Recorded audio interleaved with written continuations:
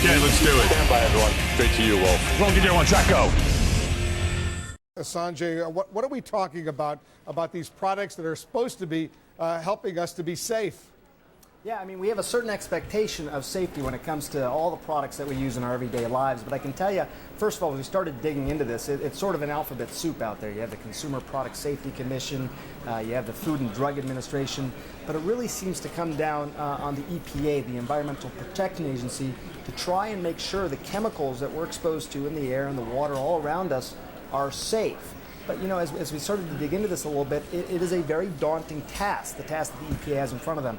Let me give you a little bit of context. There's about 80,000 different chemicals out there, and we are exposed to a lot of them on a pretty regular basis.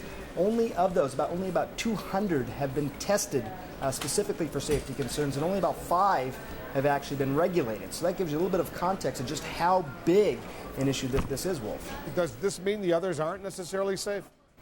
Well, the answer to that is we simply don't know for sure. And the way things work with regard to chemicals, and it's a little different for pharmaceuticals or pesticides, but with chemicals, it's sort of a innocent until proven guilty mentality. There's not a lot of requirements to try and prove things are safe before they go to market.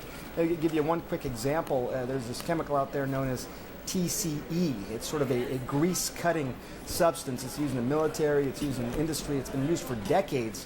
Over time, they started to see that water that had been contaminated in some way with TCE was causing an increase in birth defects, was causing an increase in childhood leukemia. The problem is that there was no health testing done on this particular chemical beforehand.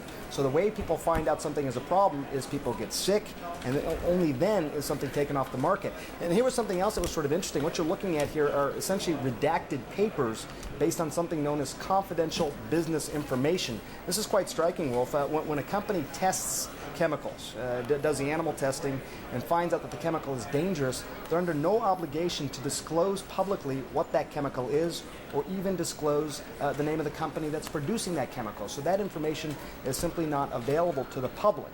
Now, we talked to Lisa Jackson about this, who is the current EPA administrator, and the fact of the matter is that's changing slightly. What she tells us is that chemicals that are already in the public database do have to be made public, but if chemicals have been confidential all along, they will remain confidential, and there's about 16,000 chemicals that fall into that particular category. As you know, Sanjay, there's been a lot of rumblings out there about either changing the law, changing the way the EPA does business. What are you hearing? What's going on?